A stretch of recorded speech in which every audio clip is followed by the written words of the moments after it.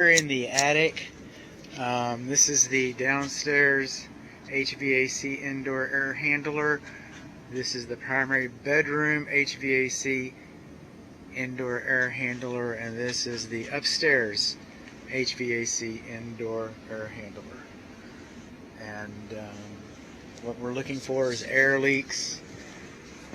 And just because you see all this nice pretty imaging doesn't mean that we've got air leaks. Like right here I can't feel it. I can't feel it. It's just cold.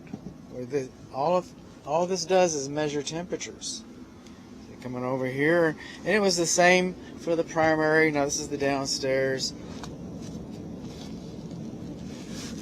and I'm just not feeling it.